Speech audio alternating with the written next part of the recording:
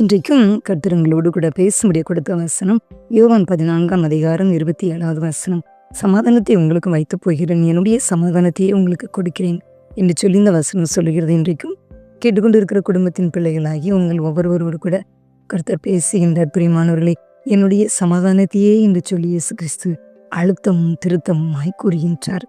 இன்றைக்கு மற்றவர்கள் கொடுக்கும் சமாதானம் அற்பமும் சொற்பமுமாய் தான் இருக்கும் பிரியமானவர்களே. ஆனால் பாருங்க, அது கொஞ்ச காலத்தில் அதெல்லாம் மறைந்து போகும். ஆனால் இயேசு கிறிஸ்துனுடைய சமாதானமோ என்றென்றுமாய் பூரணமாய் நிலை நிற்கும் பிரியமானவர்களே. என்னுடைய சமாதானம் என்று கூறும்பொழுது கிறிஸ்துவின் சமாதானத்திற்கு விலை மதிப்பு கூறவே இயலாது. இயேசு கிறிஸ்து நமக்கு கொடுக்கின்ற சமாதானத்திற்கு எத்தனை கோடி பணத்தை கொடுத்தாலும் அந்த சமாதானத்தை நாம் பெற்றுக்கொள்ள முடியாது. இயேசு கிறிஸ்து அப்படிப்பட்ட வெளியேறப்பட்ட ஒரு பெருமை, தெய்வீக ஒரு சமாதானத்தை நம் உள்ளத்திற்கு தருகின்றார். உள்ளத்திலே இயேசு இந்த உலகத்தை விட்டு கடந்து செல்ல வேண்டிய நேரம் வந்தபோது சீசர்களுடைய உள்ளம் தவியாய் தரித்தது. அவர்கள் சதுசேரையும் பரிசேரையும் பார்த்து கலங்கினாங்க. ஓநாய்களை பட்சிக்க காத்திருக்கும் யூதரை நினைத்து பயந்தாங்க. கிறிஸ்து தங்களை விட்டு போய்விட்டா ஐயோ நமக்கு பாதுகாப்பு உண்டா அப்படின்னு சொல்லி மிகவும் கவலைப்பட்டாங்க சீசர்கள். ஆனால் இயேசு கிறிஸ்து அவர்களை அன்போடு கூட சொல்கின்றார், சமாதானத்தை உங்களுக்கு வைத்து போகிறேன், என்னுடைய சமாதானத்தையே உங்களுக்கு கொடுக்கிறேன்.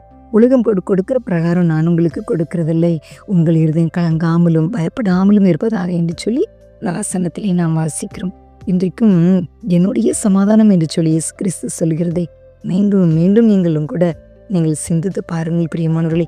இயேசு கிறிஸ்து அவருடைய வாழ்க்கையில எத்தனையோ புயல்கள், எத்தனையோ போராட்டங்கள், எத்தனையோ சூழ்நிலைகள், ஆனால் பாருங்க அவருடைய உள்ளத்தின் ஆழமோ ஒரு தெய்வீக சமாதானத்தினால் நிரம்பி இருந்தது.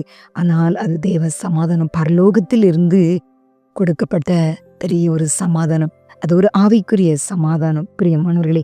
ஆனால் இன்றைக்கு மனிதர்களாகிய நாமும் கூட வாழ்கின்ற அந்த பூமியில இன்னைக்கு சமாதானம் இழந்து, நிம்மதி இழந்து, வழி தெரியாதபடிக்கு இன்றைக்கு அலைந்து கொண்டிருக்கிற மக்கள், ஏராளமான மக்கள் இருக்கின்றார்கள். எத்தனையோ பணம், வசதிகள், காரு, பங்களா எல்லாம் இருந்தாலும் கூட சமாதானத்தை பெற்றுக்கொள்ள முடியாமல் இருக்கிறார்கள்.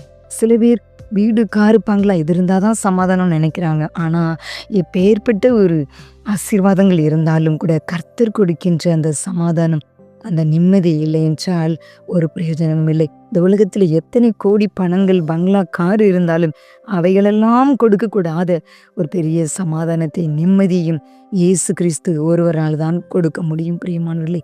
இன்றைக்கும் கூட ஒருவேளை நீங்கள் கூட நினைக்கலாம், கேட்டுக்கொண்டு இருக்கிற குடும்பத்தின் பிள்ளைகள், உங்களுடைய குடும்பத்தில் எத்தனையோ வசதிகள், வாய்ப்புகள் இருக்கலாம், ஆனால் நிம்மதியற்று இருக்கிறீங்களோ? கவலைப்படாதீங்க, இயேசு கிறிஸ்து ஒருவர் உங்களுக்கு இருக்கின்றார். தெய்வீக சமாதானத்தையும் நிம்மதியும் உங்களுக்கு கொடுப்பார். என்னுடைய சமாதானத்தையே உங்களுக்கு வைத்து போகிறேன் என்று சொல்கிறார் அல்லவா? அதனால நீங்கள் இயேசு கிறிஸ்துவை நீங்கள் நம்புங்கள், இயேசு கிறிஸ்துவை விசுவாசியுங்கள், உங்கள் உள்ளத்துக்குள்ளே நீங்கள் இயேசுவை ஏற்றுக்கொள்ளுங்கள். அந்த தெய்வீக சமாதானத்தை இயேசப்பா உங்களுக்கு தருவார். நீங்கள் சந்தோஷமாய் வாழ வேண்டுமென்றால், உங்களுக்கு நிம்மதியை பெற்றுக்கொள்ள வேண்டுமானால் இயேசு கிறிஸ்து ஒருவரால் தான் உங்களுக்கு கொடுக்க முடியும். அதனால இயேசு கிறிஸ்துவை பற்றி கொள்ளுங்கள், சந்தேகப்படாதீங்க. அவருடைய சமாதானம் உங்கள் குடும்பத்தை ஆளுகை செய்யும். அவர்களோடு கூட இருந்து உங்களை நடத்துவார். அப்படிப்பட்ட கிருபைகளை தேவன் உங்களுக்கு தந்தல்வாராக. ஆமென்.